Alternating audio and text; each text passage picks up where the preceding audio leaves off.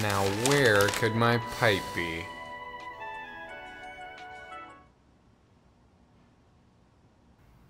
Garfield?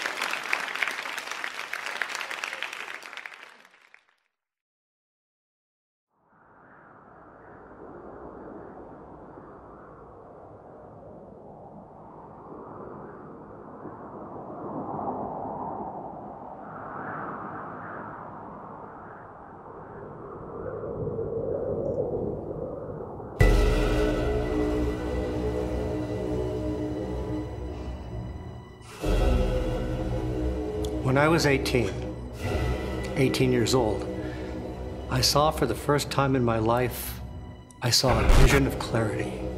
I saw a comic strip, a 3-panel comic strip that, though simple as it seemed, changed me, changed my being, changed who I am, made me who I am, enlightened me.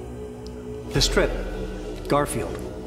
The comic strip was new, no more than maybe a month and a half since inception, since coming into existence. And there it was before me in print. I saw it, a comic strip. What was it called? Garfield. The story here is of a man, a plain man. He is John, but he is more than that. I will get to this later. But first, let us just say he is John, a plain man. And then there is a cat, Garfield.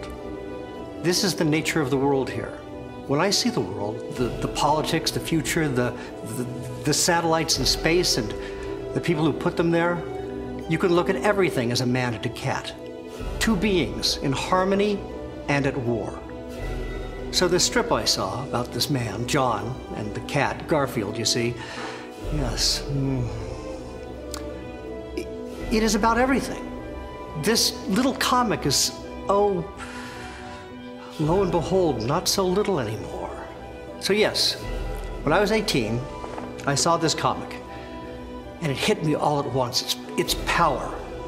I clipped it, and every day I looked at it, and I said, okay, let me look at this here. What is this doing to me? Why is this so powerful? John Arbuckle, he sits here, legs crossed, comfortable in his home, and he reads his newspaper. The news of the world, perhaps. And then he extends his fingers lightly, delicately. He taps his fingers on an end table and he feels for something. What is it? It is something he needs, but it is not there. And then he looks up, slightly cockeyed, and he thinks. His newspaper in his lap now, and he thinks this. Now where could my pipe be? This. I always come to this because I was a young man. I'm older now. And I still don't have the secrets, the answers. So this question still rings true. John looks up and he thinks, now where could my pipe be? And then it happens. You see it. You see, it's almost like divine intervention. Suddenly, it is there and it overpowers you. A cat is smoking a pipe. It is the man's pipe. It's John's pipe. But the cat, this cat Garfield, is smoking the pipe. And from afar and from someplace near but not clear, near but not clear, the man calls out. John calls out. He is shocked. Garfield, he shouts. Garfield, the cat's name. But let's take a step back. Let us examine this from all sides, all perspectives. And when I first came across this comic strip, I was at my father's house. The newspaper had arrived and I picked it up for him and brought it inside. I organized his sections for him and then, yes, the comic strips section fell out from somewhere in the middle and landed on the kitchen floor. I picked up the paper pages and saw up somewhere near the top of this strip. And just like John, I too was wearing an aquamarine shirt. So I thought, interesting. I'll have to see to this later. I snipped out the little comic and held onto it. And 5 days later, I re-examined. And it gripped me. I needed to find out more about this. The information I had was minimal, but enough. An orange cat named Garfield. Okay, that seemed to be the linchpin of this whole operation. And yes, another clue, a signature in the bottom right corner, a man's name, Jim Davis. Yes, I am onto it for sure. So, 1, Garfield, orange cat, and 2, Jim Davis, the creator of this cat, and that curiously plain man. I did not know at the time that his name was John. The strip, you see, had no mention of this man's name, and I'd never seen it before. But I had these clues, Jim Davis, Garfield. And then I saw more. I spotted the tiny copyright mark in the upper left corner. Copyright 1978 to... what is this? Copyright belongs to a Paws Incorporated. I used the local library and mail services to track down the information I was looking for. Jim Davis, a cartoonist, had created a comic strip about a cat, Garfield, and a man, John Arbuckle. Well, from that point on, I made sure I read the Garfield comic strips, but as I read each one, as each day passed, the strips seemed to resonate with me less and less. I sent letters to Paws Incorporated, long letters, pages upon pages, asking if Mr. Jim Davis could somehow publish just the one comic over and over again. It would be meditative, I wrote. The strength of that. Could you imagine? But no response. The strips lost their power, and eventually I stopped reading, but I did not want my perceptions diluted, so I vowed to read the pipe strip over and over again. That is what I call it, the pipe strip. The pipe strip. Everything about it is perfect. I can only describe it as a miracle creation. Something came together. The elements aligned. It's like the comets, the cosmic orchestra that is up there over your head. The immense, enormous void is working all for one thing, to tell you one thing. Gas and rock and purity and nothing. I will say this. When I see the pipe strip, and I mean every single time I look at the lines, the colors, the shapes that make up the 3-panel comic, I see perfection. Do I find perfection in many things? Some things, I would say. Some things are perfect, and this is one of them. I can look at the little tuft of hair on John Arbuckle's head. It is the perfect shade. The purple pipe in Garfield's mouth. How could a mere mortal even make this? I have a theory about Jim Davis. After copious research, and yes, of course, now we have the internet and this information is all readily available, but Jim Davis, he used his life experiences to influence his comic. And like I mentioned before, none of them seem to have the weight of the pipe strip.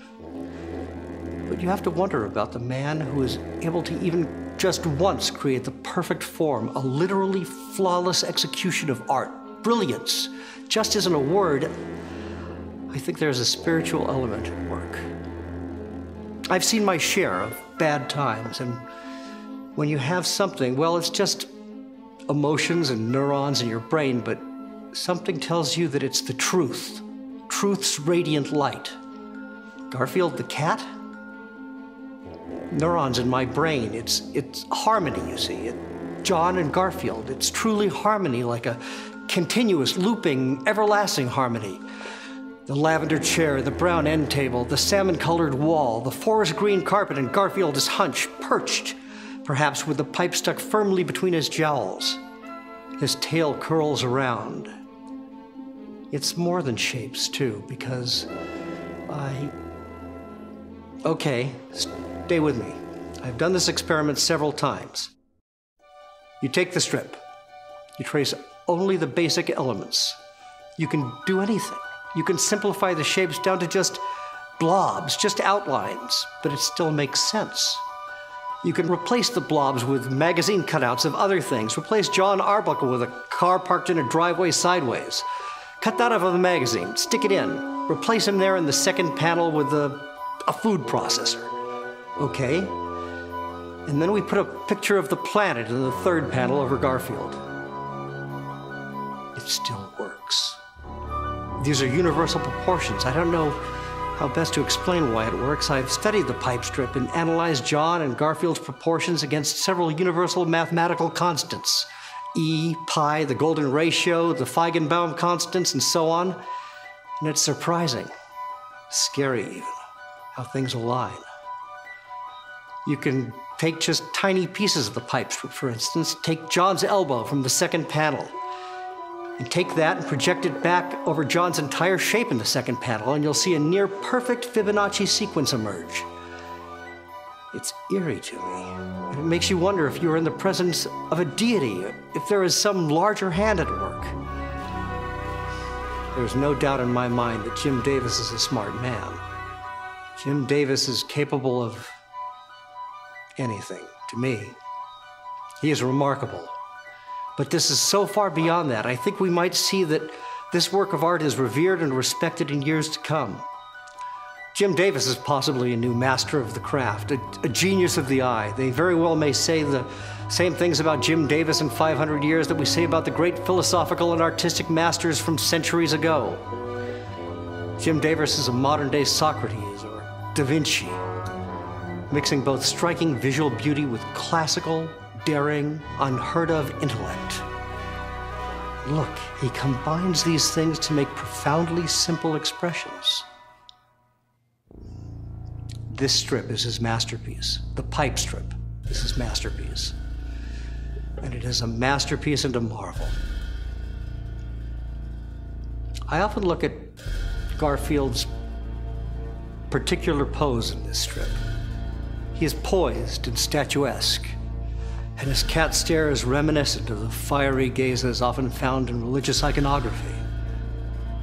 But still his eyes are playful, lying somewhere between the solemn father's expression in Rembrandt's Return of the Prodigal Son and the coy smirk of Da Vinci's St. John the Baptist. His ears stick up, signifying a piqued readiness. It's as if he could at any moment pounce. He is, after all, a close relative and descendant of the mighty jungle cats of Africa that could leap after prey. You could see the power drawn into Garfield's hindquarters, powerful haunches indeed. The third panel. And I'm just saying this now, this is just coming to me now. The third panel of the pipe strip is essentially a microcosm for the entire strip itself. All the power dynamics, the struggle for superiority, right? Who has the pipe? Where is the pipe? All of that is drawn, built, layered into Garfield's iconic pose here. You can see it in the curl of his tail. Garfield's ear whiskers stick up on end, the smoke billows upward, drawing the eye upward. Increasing scope. I'm just amazed, really, that after 33 years of reading and analyzing the same comic strip, I'm able to find new dimensions. It's a testament to the work. For 6 years, I delved into tobacco research because, can a cat smoke? This is a metaphysical question. Yes. Can any cat smoke? Do we know? Can just Garfield smoke? The research says no. Nicotine poisoning can kill animals, especially household pets. All it takes is the nicotine found in as little as a single cigarette. Surely John's pipe holds a substantial amount of tobacco. And it is true that pets living in the homes of smokers are nearly 25% more likely to develop some form of cancer, most likely due to secondhand smoke. But these are facts of smoking and its tolls on our world. But after visiting 2 tobacco processing plants in Virginia and the Philip Morris cigarette manufacturing facility, I came no closer to cracking the meaning. I was looking for any insight. A detective of a homicide case has to look at every angle. So I'm always taking apart the pipe strip. I focused on every minutia, every detail of this strip. John Arbuckle's clothing, I have replicas. I'm an expert in textiles. So you see, this smoking thing was a hang-up for me. What was the statement here? Until, and this is key, this is the breakthrough. The pipe is not a pipe, really. Obviously, there is symbolism at work here. I saw that from the beginning, and I looked at the literal aspects of the strip to gain insight into the metaphors at play. I worked at a newspaper printing press for 18 months in the late 1980s. I was learning the literal to inform the gestural, the subliteral, the in-between. John reading the newspaper means so much more than just John reading the newspaper. But how could you ever hope to decipher the puzzle without knowing everything there is to know about newspapers? Okay, for example, John holds his paper up with his left hand, thumb gripping the interior. I learned that this particular grip here is the newspaper grip of 19th century aristocrats. And this aristocrat grip was a point of contention that influenced the decision to move forward with prohibition in the United States in the early 20th century. So John's hand position is much more than that. It is a comment on class war and the resulting reactionary culture. But I didn't know about the aristocratic newspaper grip until I came across some microfiche archives at the printing press. It's about information. You have to take it apart. And the breakthrough on a smoking cat came late. Just 8 years ago, actually. A smoking cat is an industry term. It's what the smoking industry calls a tattletale teenager who tells on his friends after they've all tried smoking for the first time. And it is actually a foreign translation, bastardization of the term smoking rat. But the phrase was confused when secret documents went back and forth between China and America. These documents are still secret. And the only reason I know about the term is because I know a man, my friend, let's call him Timothy. Yes, it's a fake name for his protection. Timothy worked for Philip Morris for 16 years, and he had seen the documents. When he told me, it was an aha moment. And he said, but how? How could this cartoonist, Jim Davis, know about this obscure term from the mid-70s used exclusively by a few cigarette companies? This is still a mystery to me. But I connect the dots by noting Jim Davis's childhood experiences on a farm. He must have seen something. What could it be? Timothy went on to tell me there was one particular smoking cat, a boy from, yes, Indiana. A boy named Ernie Barguckle, who became a thorn in the side of the tobacco companies for a couple years. He did more than tattle to his parents. He and his family took legal action, and they eventually received a huge settlement payout. But that name is too similar. Ernie Barguckle, John Arbuckle. Jim Davis must have used this. But there's more here. Ernie Barguckle spent nearly half of that settlement money on experimental medical procedures to cure his impotence. He was impotent. So he was a smoking cat with a metaphorical pipe that did not work. Are you starting to see the layers here? This is exciting stuff. You start to get a whole picture here, and it informs the work. It's just remarkable. Jim Davis took these raw ideas, these pieces, and he transformed them into smart social commentary that is also ravishingly beautiful. I have cried. I've cried over this piece. It just gets into my soul. I try to explain this to people. I have the newspaper articles about Ernie Barguckle. People have fought me on this. They don't see it, or they are close-minded. How can a comic strip about a cat smoking a pipe mean any more than that? But it is more.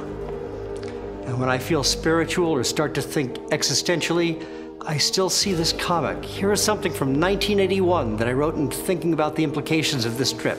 This is just an excerpt here. There's more before and after, but this part is the essence to me. If a comic about a cat smoking a pipe can be the only thing in the universe, then maybe this is the strongest evidence for that.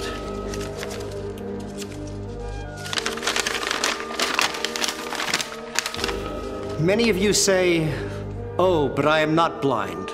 I have never been blind." But when you truly see, you will understand just how truly blind you once were to even think it right to say you were not blind. What does a blind man see? Blackness, darkness, blankness, black darkness, dark blankness, the absence of things, quite literally no thing, no things, nothing, nothings. So you see nothing, and I bring you into the light. A cat has your pipe. You've been blind. Do you understand this? The cat has your pipe.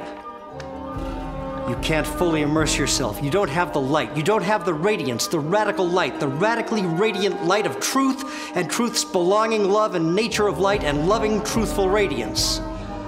So don't be bold and make bold statements. I know of you. The cat has your pipe. The cat has your pipe. Remember that. That writing, well, it's kind of rough. Kind of an early 80s feel. And I see that, but I'm still proud of it. Sometimes I imagine that it is the editorial column in the newspaper John Arbuckle is reading. It's an exercise in recursion. It's like a vortex opens up. It's like you hold two mirrors up to each other. One is reality and the other is a cartoon strip. Let's see here. Oh yes, I must bring this up because I think surely Jim Davis is again speaking on multiple levels by including the details set before us in the comic. Notice the glimpse of John Arbuckle's foot in the first panel. The size of the shoe would indicate that maybe the man just has small feet. But a deeper investigation takes us to the foot-binding rituals of certain Asian cultures. Inflicted usually on women for the desire of men, this practice was incredibly painful and crippling. Aha! Mr. Davis is here presenting us with a man, or rather, man, who engages in foot binding, a body modification for women on top of being without his pipe or impotent.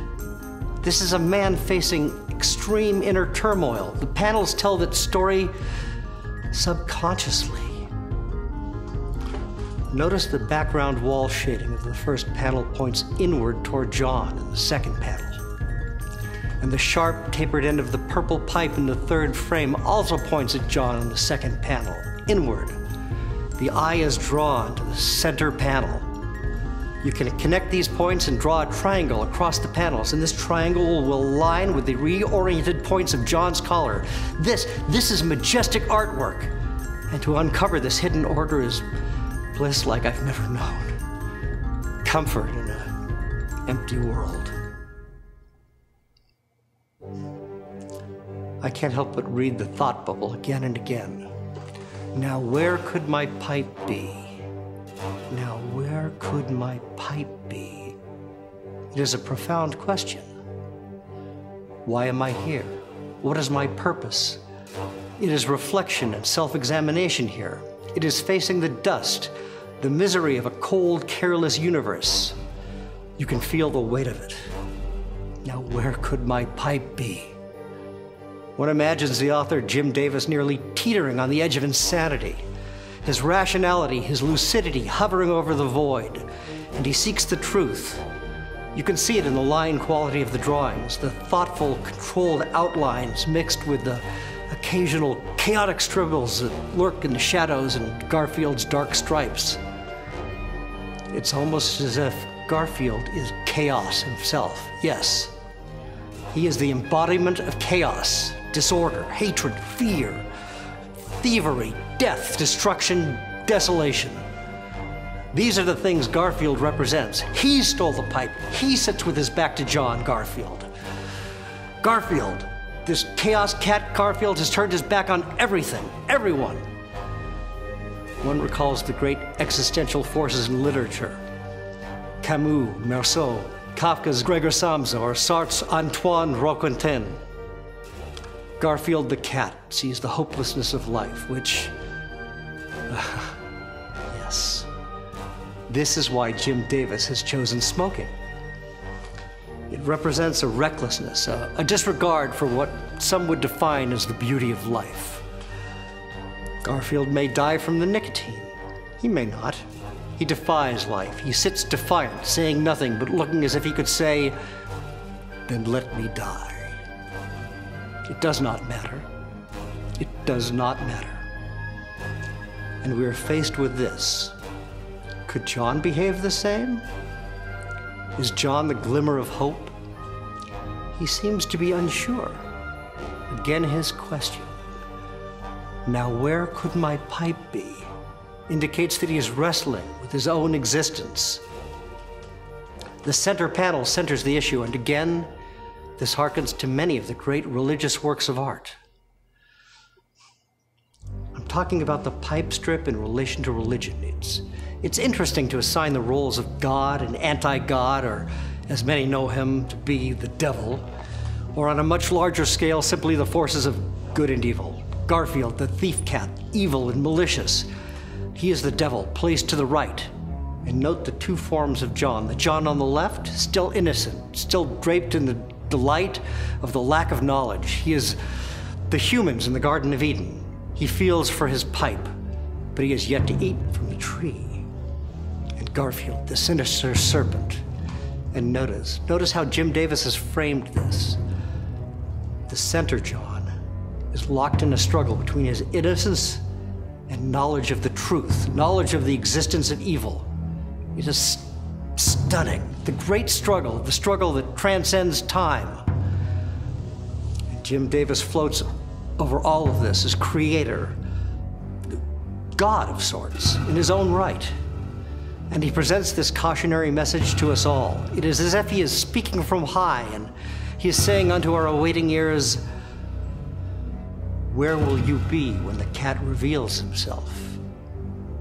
I can tell you where you'll be. You will have a choice.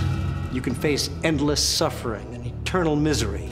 You can be forced and beaten down with barbarians who claw at each other just for a view of salvation. They'll tear your eyeballs out and rip your gizzards from end to end. They worship this cat, this false idol, this evil, horrible cat. Do not be seduced by the cat in the pipe. Garfield, thy name is a mark of the demons of hell. Something like this, and to those listening, it is a stark reminder to follow the path of the first panel, John. Be humble, be grateful. Honor the law and honor thyself. Be true and be good, and no harm will come to you. Pray for salvation, it will be granted unto you. Be like John Arbuckle as he lowers his head. Be like John Arbuckle as he lowers his paper, as he turns his head. Bow with John Arbuckle and praise unto the Creator, Jim Davis, and banish demon Garfield from your life. So what is all this?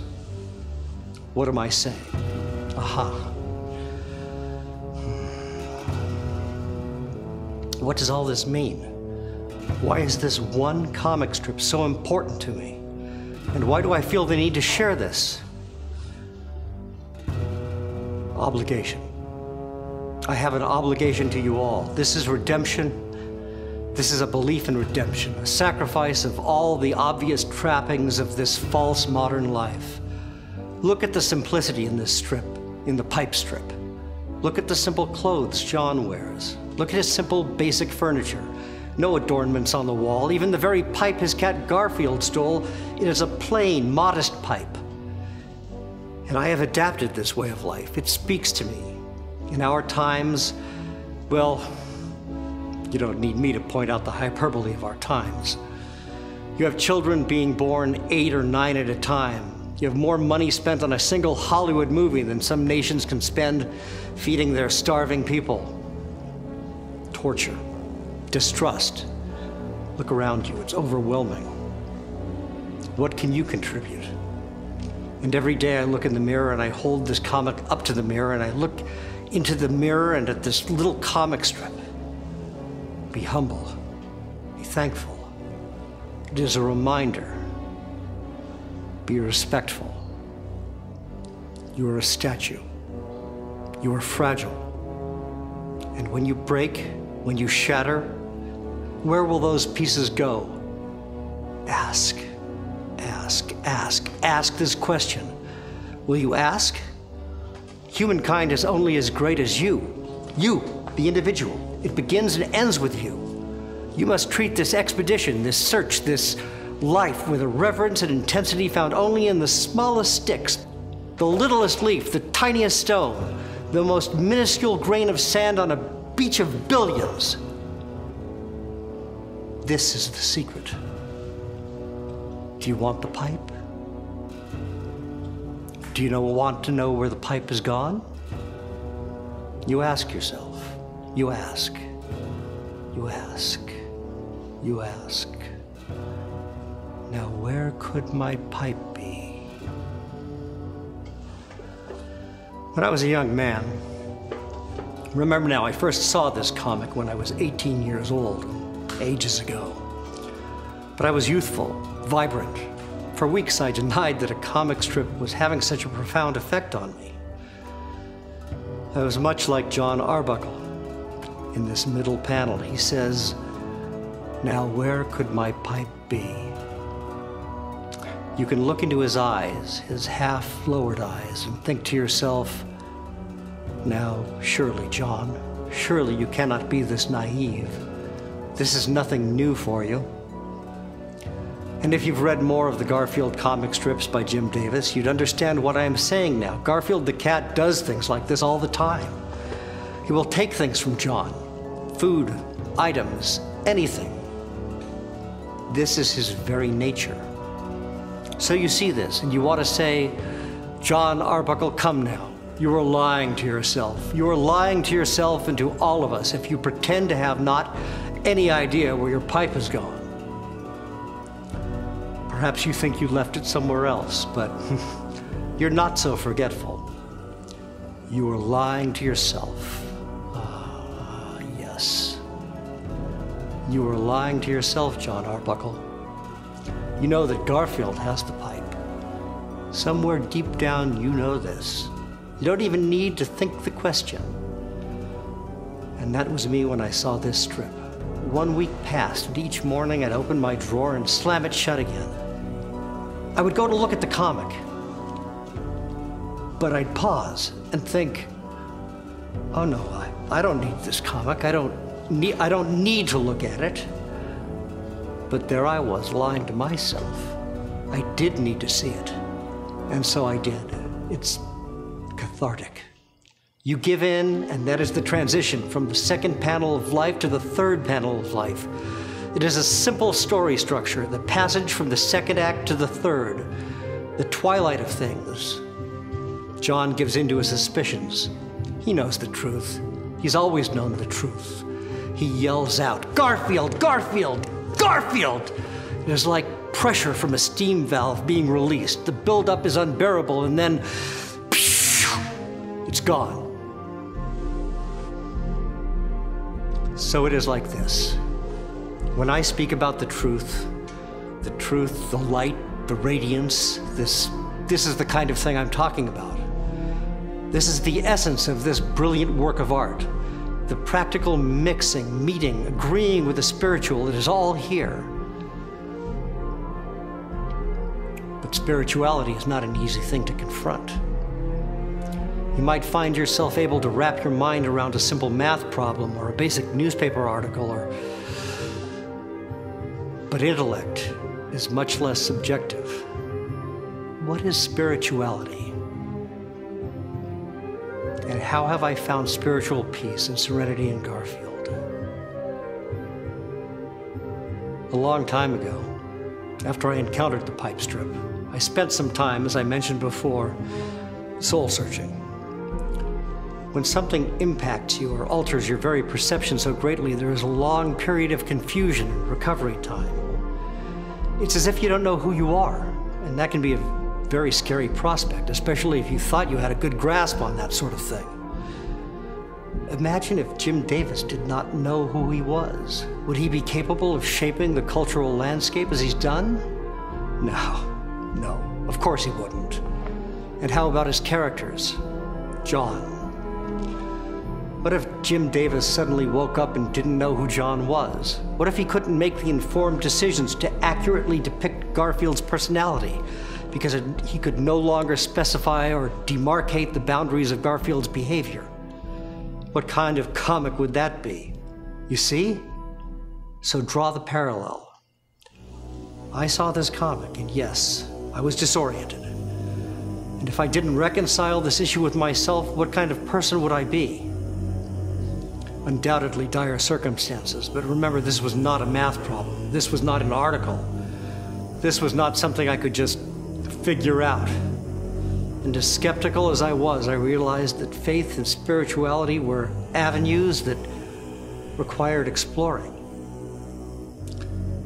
At first, I tried long nights reading Garfield by candlelight or aromatic meditation settings while thinking of Garfield, but nothing snapped. Nothing clicked. I still felt lost. But I kept it up. I hired a shaman and a young personal yogi, Sikh guru, Avram Dav Singh Sahib. I pushed and pushed, determined to find myself. And then a miracle happened. Upon retrieving my morning paper to clip the Garfield comic, I noticed a young girl selling lemonade 2 houses down. She sat occupied at her stand. She had no customers in sight, so I approached and saw that she was coloring. I looked at her drawing. 3 rectangular boxes, a man in a blue shirt, an orange cat. I knew what this was. Even in her crude scribbles, I knew exactly what this was. She was drawing a Garfield comic. I looked at her words and I saw that in her strip, John asked Garfield to retrieve a newspaper. Funny, since I've done just that for myself. Garfield is sarcastic, but agrees to it. He returns and calls John Sahib. John exclaims that the paper is all chewed up, but then Garfield says, and I quote, "Sahib asks fish, paper is wet. Sahib asks cat, paper is holy." I remember the words and ran back to my house. I thought, how odd that Sahib shows up in the strip, and my spiritual advisor's name is Avram Dav Singh Sahib. Coincidence, surely, but nonetheless, I spent the next 16 hours poring through my clipped Garfield comics, looking for the strip this young girl had been coloring. I couldn't find it. And I eventually fell asleep right on my kitchen table. The next morning, I retrieved my paper again and I clipped the Garfield comic. The date was July 12th, 1983, and there it was. The Sahib strip in all its glory. The girl had been drawing the next day's strip.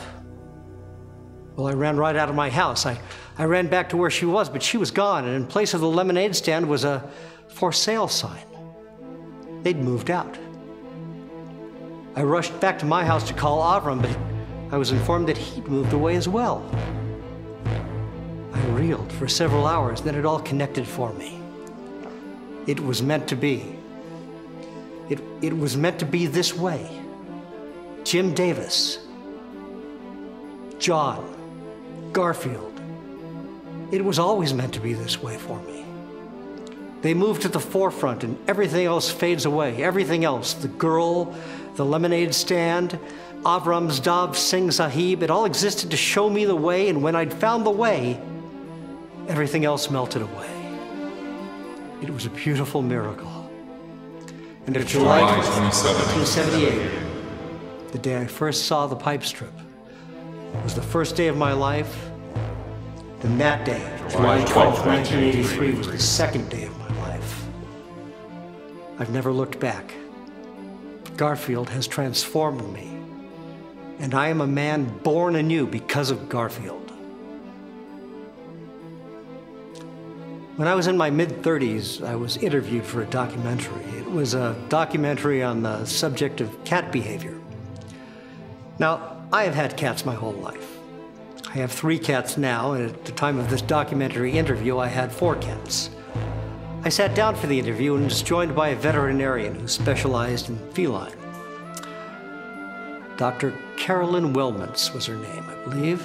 And the doctor discussed color blindness in animals and how it affects their behavior. She specifically brought up the fact that cats are red-green colorblind. They can see colors, but they can't tell the difference between red and green. And look at the color choice in this strip here. Garfield sits on a green floor behind a pinkish-red wall. I heard this and I immediately pulled a copy of the comic from my wallet to show to the doctor. I moved so fast, I'm sure I nearly scared her. I pointed at the paper and said, like this, look at this here, this cat, Garfield, he's colorblind, he must be. That must be the answer here. Like this. As overexcited as I was, I managed to take in her response. She said, yes, a cat in this room would have a hard time differentiating the wall from the floor. Add to that cat's known spatial confusion, and you have the makings of a cat rage room. Now, she informed me this isn't exactly common knowledge among cat owners, but a seasoned cat owner or someone particularly perceptive will have picked up on it. So what's incredible here is not only is Garfield's behavior symbolic of the devil and all the evil constructs in the world, but also it is rooted in science and scientific fact. Look at that. You cannot spell fact without cat. Just a little joke there. Just some wordplay, but getting back on track. And you can't spell track without cat. Okay. I digress. I gotcha. Enough kidding around. It is established here that Garfield is in a rage, an ultimate rage of fury and hatred caused by colorblindness. We know the what. We know the why. But let us examine the how. The how of his rage is particularly interesting here. We've looked at his posture and called it powerful, in control, statuesque, etc., etc. Composed rage. It's peculiar, and I've talked to a number of psychologists and psychiatrists and even a couple of anger management therapists about this concept. Could we see the same kind of behavior in a human? Is Garfield representative of something more specific than just chaos and rage? Deciphering this is going to take some perseverance for sure. The psychologist pointed to a phenomenon in humans, and yes, I believe one of the anger management counselors brought it up as well. The idea that people oftentimes will bottle their rage. Garfield the cat here, well, he could be bottling his anger inside, shoving it deep into his cat gut to ignore and deal with at a later time. Well, no, that's not exactly right. Garfield has already acted out. He's already stolen the pipe. He's smoking the pipe. He's already dealt with his anger. He's already lashed out. So psychologically, what is going on here? What is this cat doing, and how does it impact his owner, John Arbuckle, psychologically? Well, Garfield is angry. He is acting on his anger. But is this passive anger or aggressive anger? Passive. It is passive because if Garfield has a problem with John specifically, he's choosing a passive way of dealing with that problem.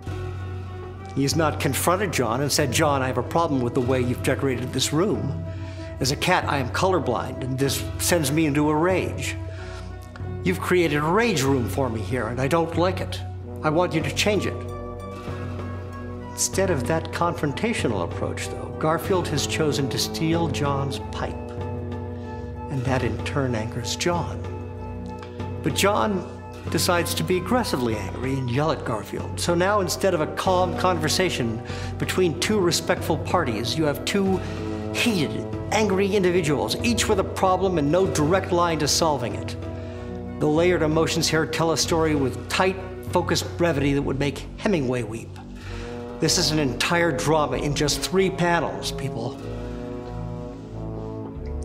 But let's not be remiss and miss the humor of the situation, the absurdity of it all. For certainly there is a reason the visual shorthand for drama includes both a crying mask and a laughing mask. Comedy and tragedy complement each other and meld together to create drama. Tension, the height of humanity, the peak of art that reflects back to us our own condition. And here, in its basest form, we can laugh at this comic, yes, comic, in which a cat smokes a pipe. When is the last time you've seen such a thing in your life? Never, I presume. I certainly never have. The Greek muse Thalia's presence is strong in this work of art here. Comedy, it is comedy. And if you look at the structure again, you'll see this perfect form of thirds works magically for the transmission of, yes, a joke. The joke is as old as time. Even cavemen told jokes. And the joke here is that John has lost his pipe. Well, he thinks he has. But lo and behold, it is the cat Garfield who has the pipe. Surprise, surprise, the cat is smoking. Again, the transition from setup to punchline takes place between the second and third panels. But make no mistake, the comic is more than just a comic. Yes, it is funny, of course it is. It is operating at the height of sophisticated humor on par with any of Shakespeare's piercing wit. On the one hand, Garfield the comic with John the man, humor is art. The other hand, Garfield comic with John the man, riveting, drama. As with everything, it is tension and release, a cycle. I keep returning to this idea because it is so omnipresent. Yes, you could, and yes, I have done this on more than one occasion. You could print this comic strip on a giant piece of paper. The dimensions would be something like 34 inches by 11 inches. Now tape the ends together with the comic facing inward. Stick your head in the middle of this Garfield comic loop and read. Start at the first panel. John is reading the newspaper. He feels for something on the end table. Second panel, he sets the newspaper down. Something is not right. Now, where could my pipe be, he thinks. And then the payoff. The third panel. Garfield has John's pipe and is smoking it. But the paper is in a loop around your head so that you can see that once again John is in his seat reading the paper. And so on and so on. You could literally read the comic strip for eternity.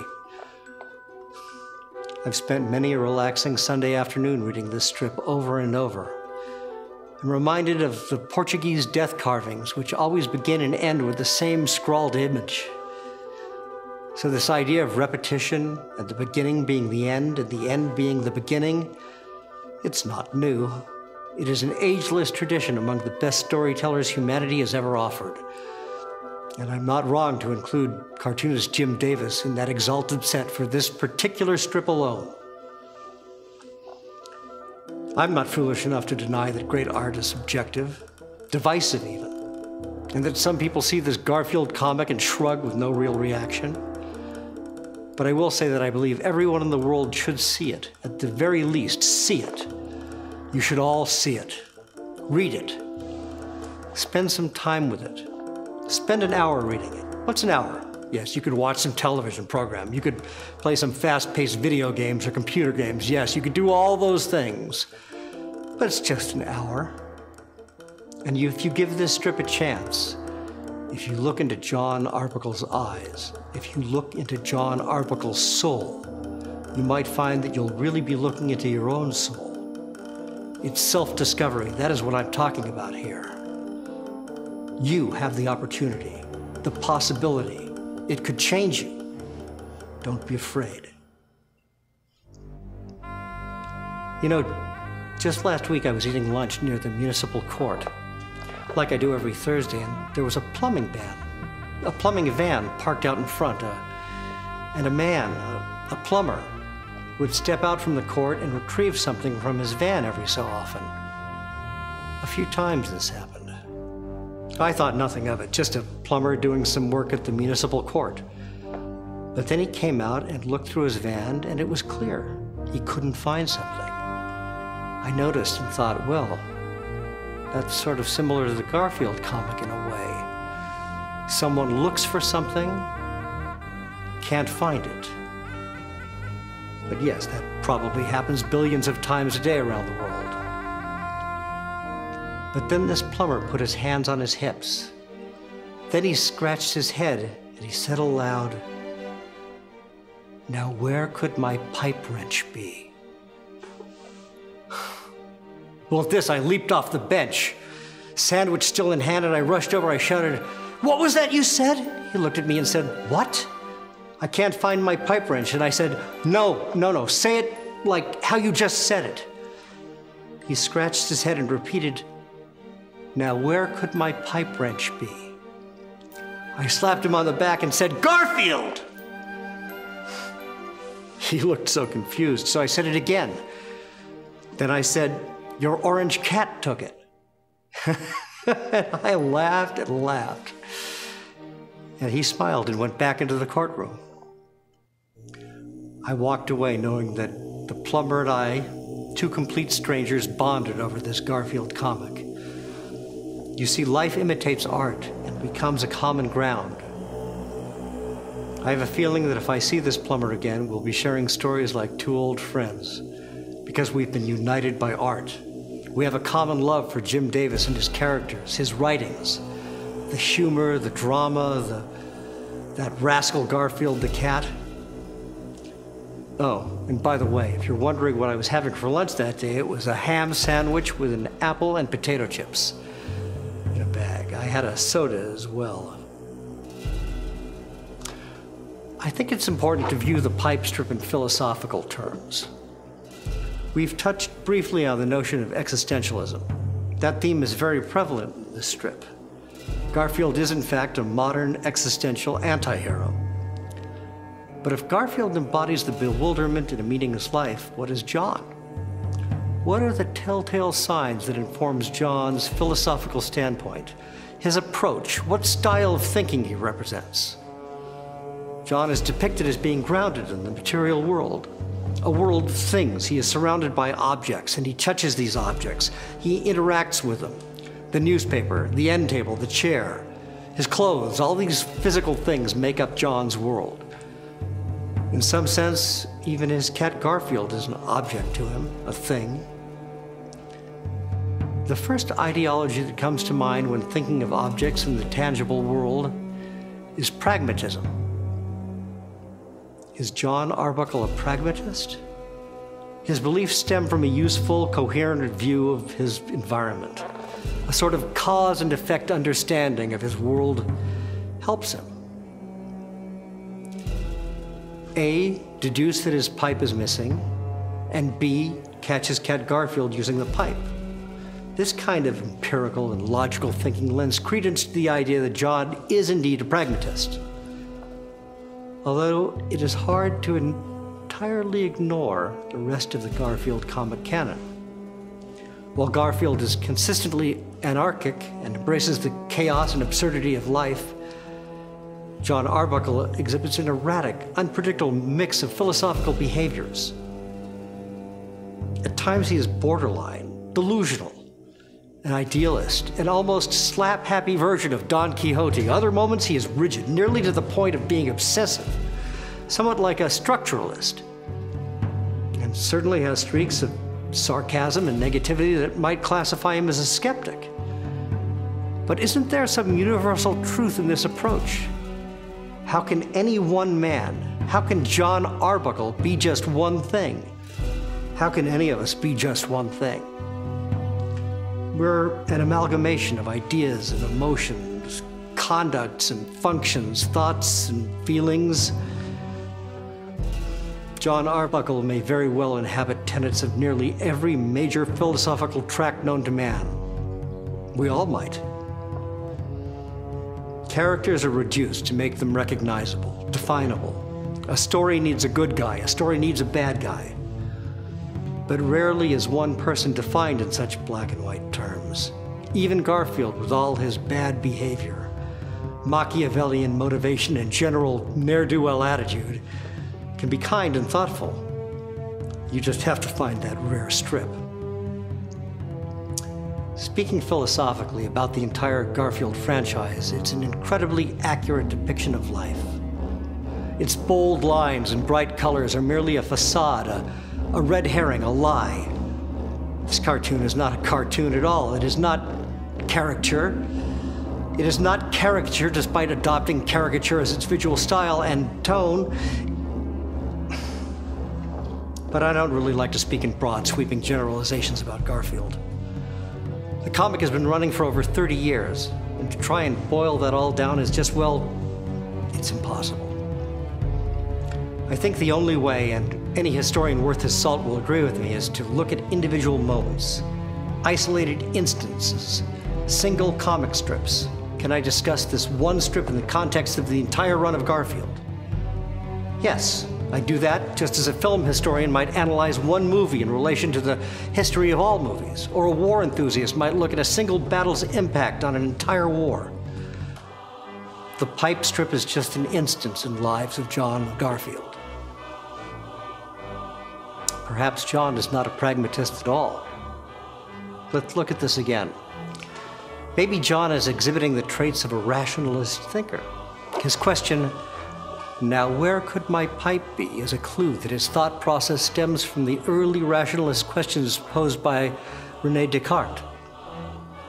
The well-known quote, "I think, therefore I am," attributed to Descartes is applicable.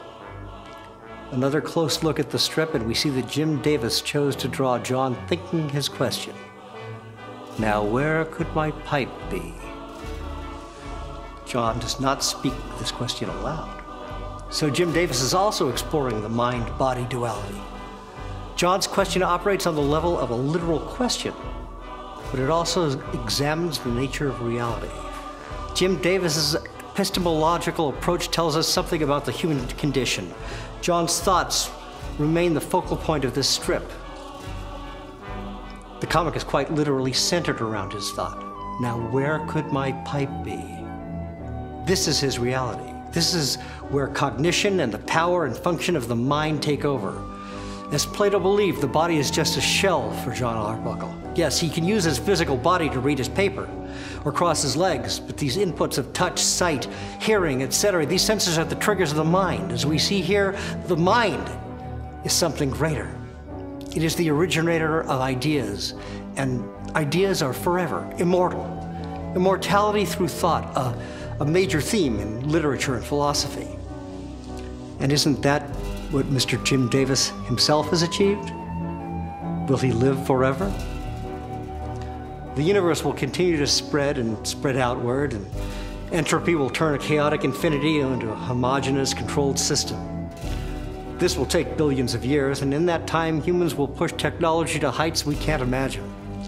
We'll explore and inhabit space and occupy more and more of the universe, just as time allowed our ancestors to multiply in numbers and populate more and more of the earth.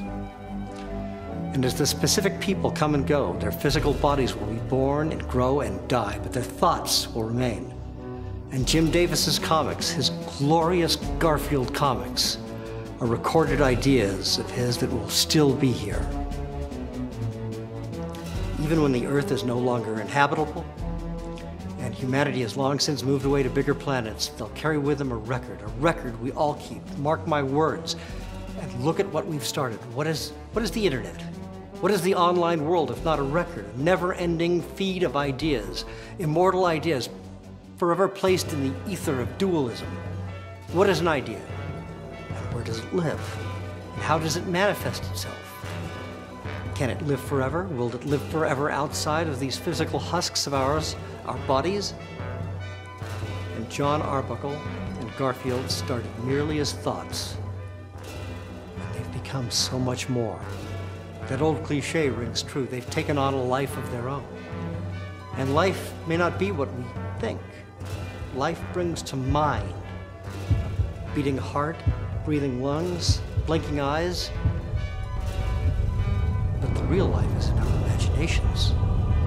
And who better embodies the definition of imagination if not a simple man, a cartoonist who puts his ideas to paper so they may live on, that our children and our children's children and their children's children's children can access the wealth of ideas that have accumulated thus far.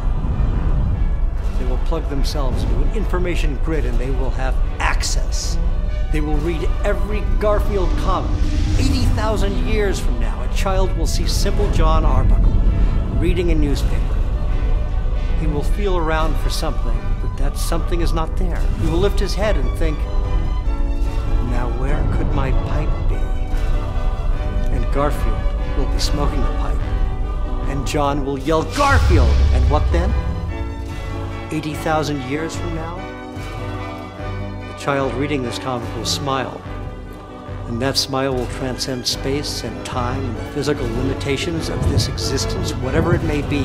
However many dimensions exist, there will always be Garfield. And there will always be its creator, Jim Davis.